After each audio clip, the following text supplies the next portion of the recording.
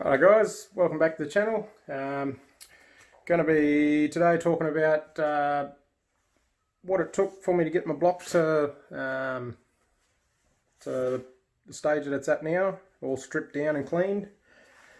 Plus also I'm going to go through a few tools and stuff that I've used to get this far and go from there. They're not all necessary, depends on what you're doing, if you're doing a full rebuild or you're just changing the bearings or whatnot, but we'll go through it and yeah. As you can see here, we've got the block fully dismantled, everything off it. At this stage at the moment I've got the main caps back in there as I was checking the bearing clearances. Here you can see the ARP aftermarket main studs. Basically the whole reason I went those was because the stock replacement ones were actually more expensive than these ones. These ones I did get the block reline honed, but now that they're in there I can take them apart, do them up, take them apart, do them up as many times as I want, as long as they're not damaged in the process. But yeah, so a few tools that we got. A must-have is obviously a torque wrench. You probably don't quite need an expensive one, but you need an accurate one. I have found you'll need a 1/4 inch one as well, so you can do the 6mm and 8mm bolts a lot easier. But you will need a decent size 1/2 inch drive one for main studs and rod bolts and whatnot to make it a bit easier. I got myself a bore gauge. This is for obviously measuring your clearances and your bearings and pistons. I found this kit online. It was direct from the UK where Moore and Wright's made, and I think it was about $235 delivered, and it only took probably 3 or 4 days. I think I ordered it on Friday and it turned up on the Tuesday morning, so that was pretty good. I think they're actually cheaper at the moment too. They're probably about $215.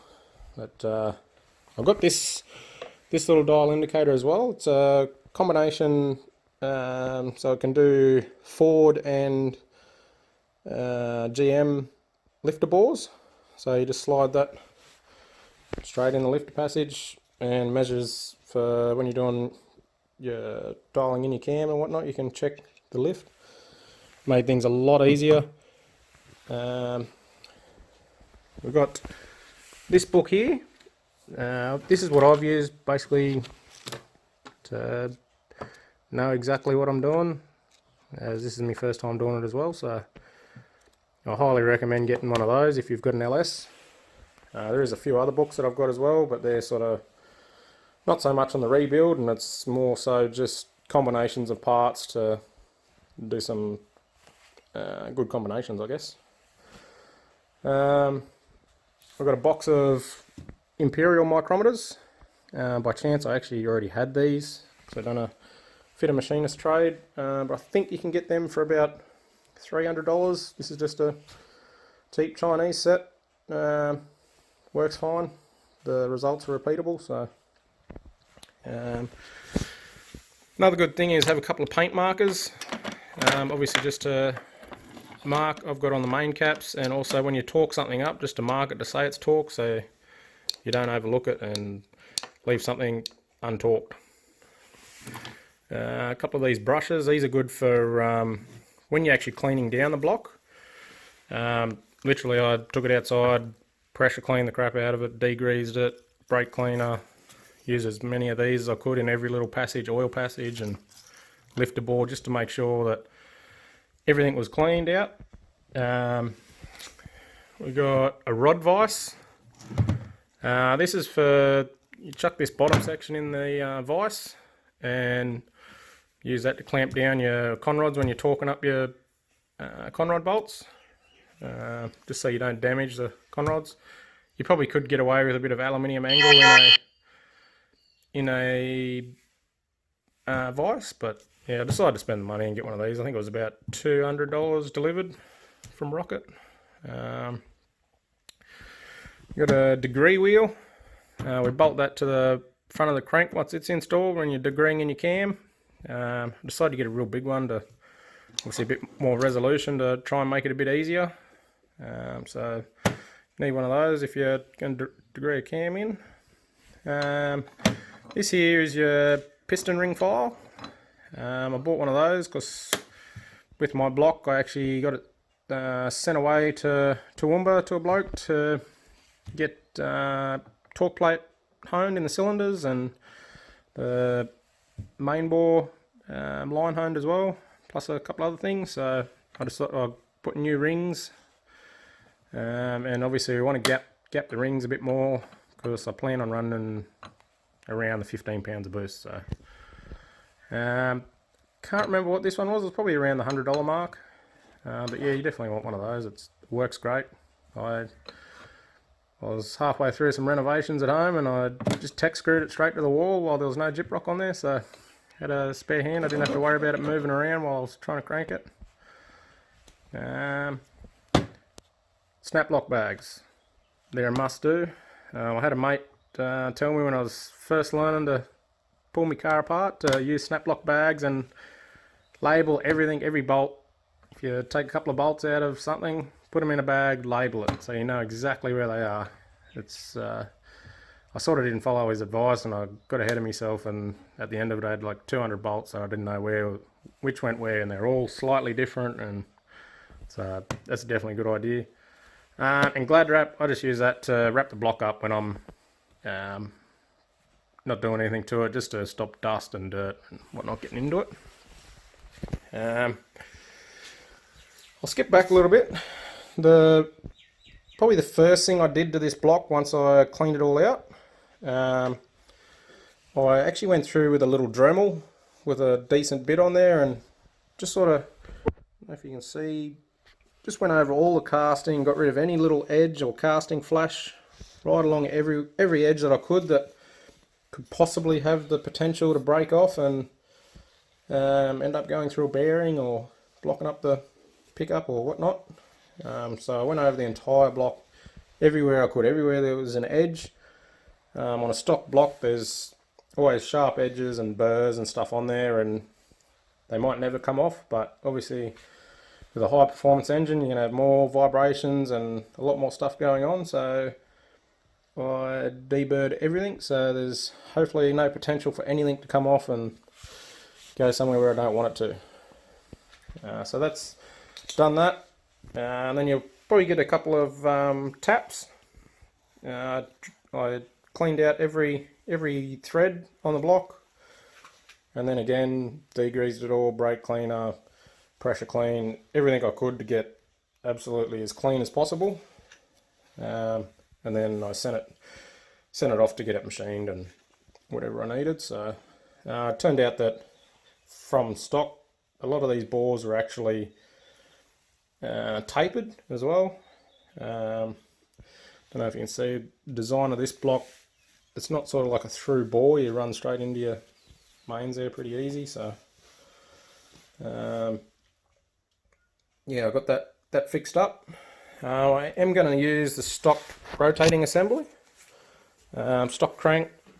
Everything was fine on this motor when I got it, so I'm going to reuse the pistons. I just got them ultrasonically cleaned at a mate's workshop, and yeah, so I'm going to reuse all the stock rotating assembly, as I want to keep it as cheap as I can.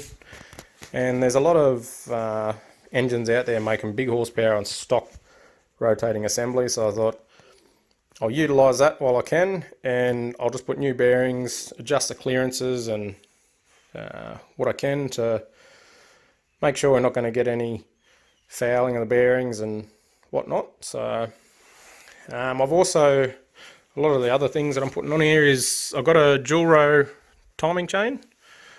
It's a bit hard to choose whether to get a single row or a dual row. There's a lot of conflicting opinions on those. Obviously going to dual row, there isn't anything I can really use as a chain dampener sort of thing. like the stock one uses, but once it was all fitted up, and even though it's been line honed, it's actually a very firm fit. There's very minimal slack in it, so I was pretty happy with that.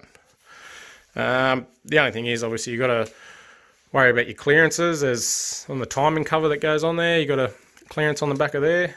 When I get up to reinstalling it, I'll show you where that's at, where I actually clearanced it to clear the dual road timing chain.